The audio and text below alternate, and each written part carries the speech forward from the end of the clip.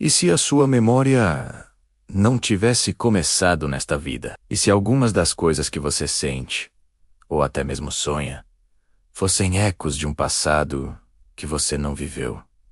Pelo menos, não conscientemente. Essa é uma ideia que fascina e assusta a humanidade há milênios. A pergunta sobre o que acontece depois da morte é universal. Mas e se a pergunta certa fosse: o que aconteceu antes do nosso nascimento? Imagine a criança pequena, que mal sabe amarrar os sapatos, descrevendo com detalhes impressionantes uma cidade que ela nunca visitou, pessoas que ela nunca conheceu, ou até mesmo uma morte trágica que aconteceu décadas antes de ela nascer. Parece roteiro de filme, mas esses relatos existem aos milhares ao redor do mundo. São pessoas, principalmente crianças, que contam nomes, lugares e eventos de uma vida que tecnicamente nunca viveram. E o mais chocante é que, em vários casos documentados, esses detalhes foram investigados e confirmados depois. Datas, nomes de familiares, causas de morte, tudo batia. Então, o que está acontecendo aqui? Seria uma série de coincidências inacreditáveis? Ou uma prova de que a memória pode, de alguma forma, sobreviver à morte?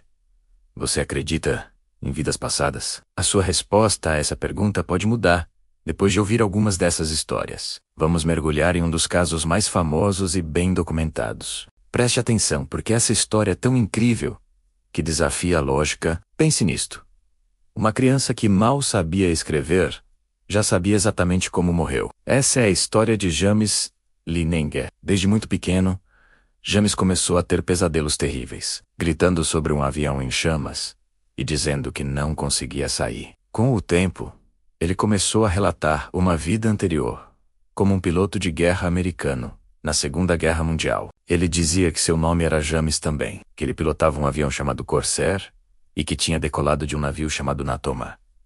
O mais impressionante eram os detalhes. Ele descreveu o avião, a localização exata da queda, perto de Iwo-jima, no Japão, e até o nome de um colega piloto que estava com ele na missão, Jack Larson. Seus pais, inicialmente céticos, decidiram investigar. Para o espanto de todos, os historiadores confirmaram tudo. Existia um piloto chamado James Houston Jr., que morreu exatamente como o pequeno James descreveu. O nome do porta-aviões, o tipo de avião, o nome do amigo, tudo era real. A ciência, até hoje, não consegue explicar totalmente casos como este. Estamos falando de uma memória complexa e detalhada. Ou seria algo muito além disso? Claro, a ciência tem uma explicação padrão para esses fenômenos. Os pesquisadores costumam chamar isso de criptomésia, ou, de forma mais simples, memória falsa. A teoria é que a criança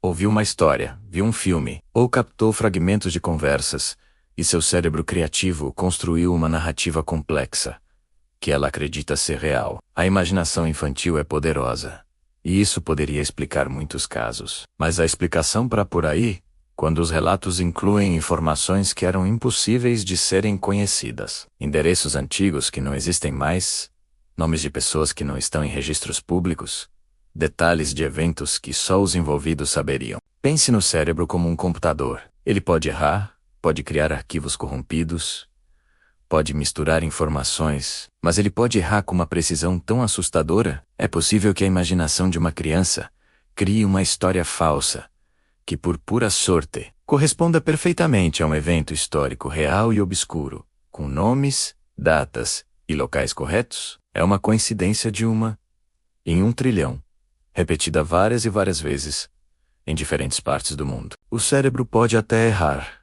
mas será que ele erra tão precisamente assim? É aqui que a explicação científica começa a parecer insuficiente para muitos. Um dos padrões mais intrigantes nesses relatos é a idade em que eles acontecem. Porque quase sempre são crianças. A grande maioria dos casos de memórias de vidas passadas é relatada por crianças entre 3 e 7 anos de idade. É nessa janela que as lembranças parecem ser mais vívidas e espontâneas. Elas falam sobre suas outras famílias, seus outros nomes e suas vidas passadas com uma naturalidade impressionante, como se estivessem falando do que fizeram ontem na escola. Porém, algo curioso acontece. Conforme a criança cresce, entra na escola, e começa a ser moldada pela sociedade e pela educação formal. Essas memórias começam a desaparecer. Por volta dos 7 ou 8 anos, a maioria delas para de falar sobre o assunto, e quando questionadas mais tarde na vida, muitas vezes não se lembram de ter tido essas memórias. O que acontece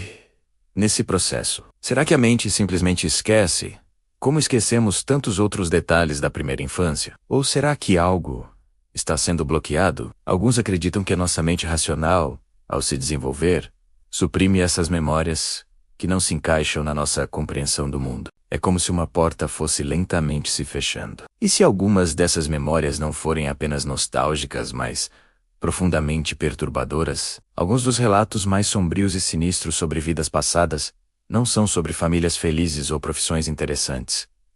Algumas pessoas lembram de como morreram, e muitas vezes de formas violentas. Existem inúmeros casos documentados de crianças que descrevem com detalhes vívidos suas próprias mortes em vidas anteriores, incluindo assassinatos, acidentes de carro, afogamentos e batalhas de guerra. Elas descrevem a dor, o medo e as circunstâncias exatas do evento. O que torna isso ainda mais bizarro é que, em alguns desses casos, as crianças nascem com marcas de nascença ou deformidades que correspondem exatamente às feridas fatais que descreveram. Um menino que se lembra de ter sido morto com um tiro na cabeça nasce com uma marca de nascença no local.